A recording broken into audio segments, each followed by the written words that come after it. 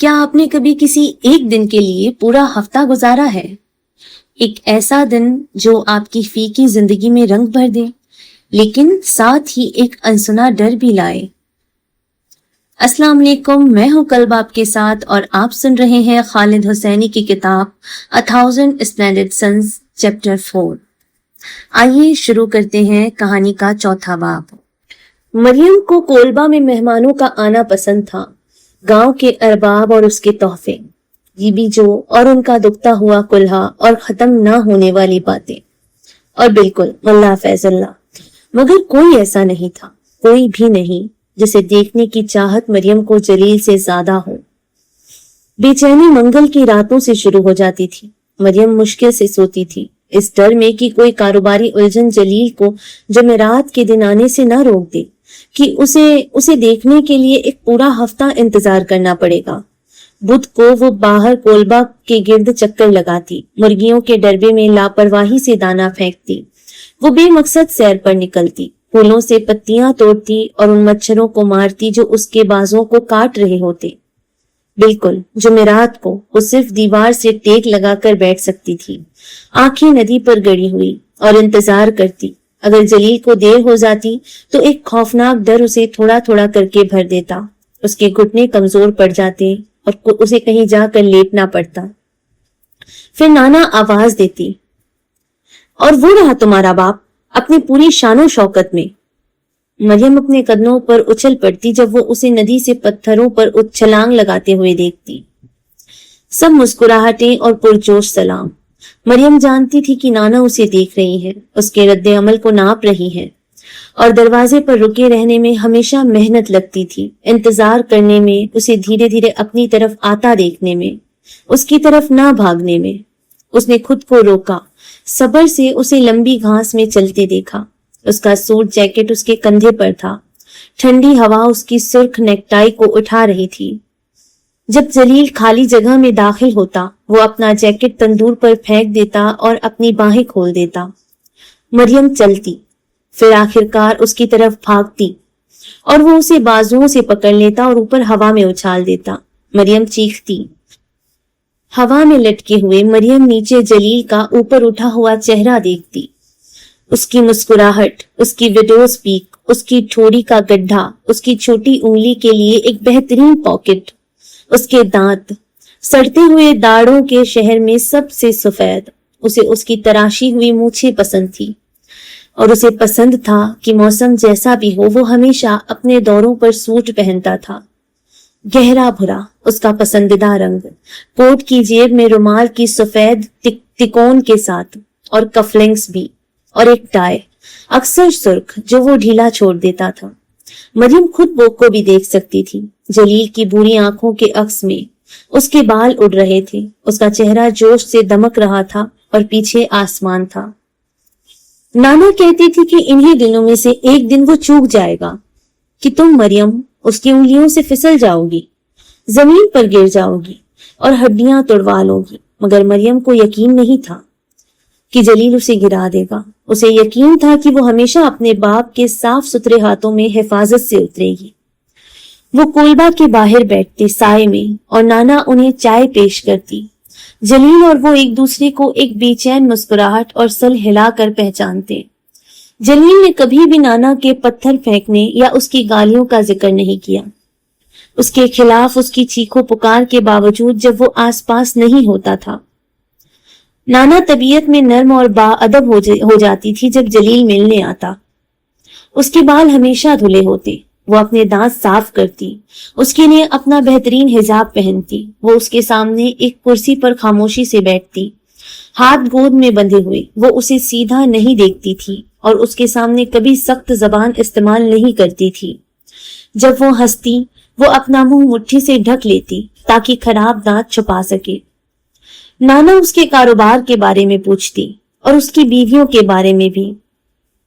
جب اس نے اسے بتایا کہ اس نے سنا ہے بی جو کے ذریعے کہ اس کی سب سے چھوٹی بیوی نرگس اپنے تیسرے بچے کی امید سے ہے، جلیل اخلاق سے مسکرایا اور سر ہلایا۔ خیر، تم خوش ہوگے، نانا نے کہا۔ اب یہ تمہارے لیے کتنے ہیں؟ 10 ہے نا؟ ماشاءاللہ 10، जलील ने कहा, हाँ 10, 11 अगर तुम मरियम को भी गिनो। बिल्कुल। बाद में जलील के घर जाने के बाद मरियम और नाना की इस पर छोटी सी लड़ाई हुई। मरियम ने कहा कि उसने उसे धोखा दिया था। नाना के साथ चाय के बाद मरियम और जलील हमेशा नदी में मछली पकड़ने जाते। उसने उसे सिखाया कि डोरी कैसे फेंकनी है, ट्रॉट मछली को कैसे खींचता है।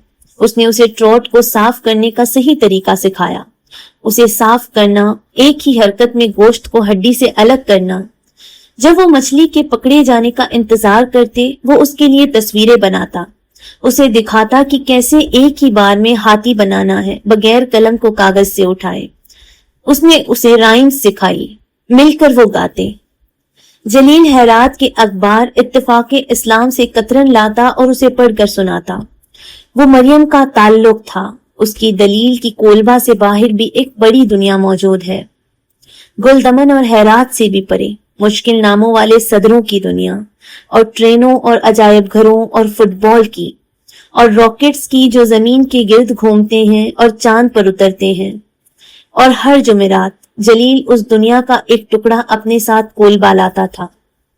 वो वही था जिसने उसे 1973 की गर्मियों में बताया, जब मरियम 14 साल की थी, कि किंग जहीर शाह, जिसने काबुल पर 40 साल हुकूमत की थी, एक बगैर खून खराबे के फौजी कब्जे में हटा दिए गए हैं। उसके भाई दाऊद खान ने ये तब किया जब बादशाह इटली में इलाज करवा रहे थे। तुम्हें दाऊद खान याद है ना? मैंने तुम्हें उसके बारे में बताया था। वो काबुल में वजीर आजम था जब तुम पैदा हुई थी। खैर, अफगानिस्तान अब बादशाहत नहीं रहा मरियम। देखो, ये अब एक रिपब्लिक है और दाऊद खान सदर है। अफवाहें हैं कि काबुल के सोशलिस्ट ने इक्तदार हासिल करने में उसकी मदद की। ये नहीं कि वो खुद सोशलिस्ट है, ध्यान रहे, मगर उन्होंने उसकी मदद की, ये अफवाह है। खैर, मरियम ने उससे पूछा कि सोशलिस्ट क्या होता है, और जलील ने समझाना शुरू किया, मगर मरियम ने उसे मुश्किल से सुना। क्या तुम सुन रही हो? मैं सुन रही हूं। उसने उसे अपने कोट की साइड पॉकेट में उभार को देखते हुए देखा। बिल्कुल। खैर, फिर ये लो, बगैर किसी मजीद इंतजार के। उसने अपनी जेब से एक छोटा सा डब्बा निकाला और उसे दिया। वो वक्त फवक्त ऐसा करता था, उसके लिए छोटे तोहफे लाना। एक बार कर्नेलियन ब्रेसलेट कफ, दूसरी बार लेपिस लजूली बीड्स वाला चोकर। उस दिन मरियम ने डब्बा खोला और एक पत्ते की शक्ल का पेंडेंट पाया, जिससे चांद और सितारों वाले छोटे सिक्के लटक रहे थे। इसे पहन कर देखो मरियम जो। उसने पहना। तुम्हें क्या लगता है? जलील मुस्कुराया। मुझे लगता है कि तुम एक मलका लग रही हो। उसके जाने के बाद नाना ने मरियम को गले में पेंडेंट देखा। खाना बदोशों का जेवर, उसने कहा। मैंने उन्हें बनाते देखा है। वो इन सिक्कों को पिघालते हैं जो लोग उन पर फेंकते हैं और जेवर बनाते हैं। अगली बार देखना, वो तुम्हारे लिए सोना लाएगा, तुम्हारा प्यारा बाप। देखते हैं। जब जलील के जाने का वक्त होता तो मरियम हमेशा दरवाजे पर खड़ी रहती और उसे खाली जगह से बाहर जाते देखती। इस सोच से बुझ जाती कि वो हफ्ता, जो एक बड़ी ना हिलने वाली चीज की तरह उसके और उसके अगली मुलाकात के दरमियान खड़ा था। जलील के जाते हुए मरियम हमेशा अपने सांस रोकती थी। वो अपना सांस रोकती और अपने दिमाग में सेकंड्स गिनती। वो दिखावा करती कि हर उस सेकंड के बदले जो उसने सांस नहीं लिया, खुदा उसे जलील के साथ एक और दिन अता करेगा।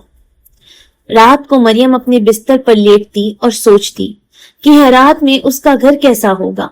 वो सोचती कि उसके साथ रहना कैसा होगा, उसे हर रोज देखना। वो खुद को तसव्वुर करती कि वो उसे शेविंग करते हुए तौलिया पकड़ा रही है, उसे बता रही है जब उसे कट लग जाए। वो उसके लिए चाय बनाएगी, वो उसके गिरे हुए बटन टाकेगी।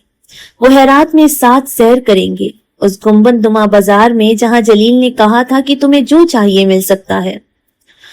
वो उसकी गाड़ी में सवार होगी और लोग इशारा करेंगे और कहेंगे, वो देखो जलील खान अपनी बेटी के साथ जा रहा है। वो उसे वो मशहूर दरख्त दिखाएगा जिसके नीचे एक शायर दफन था।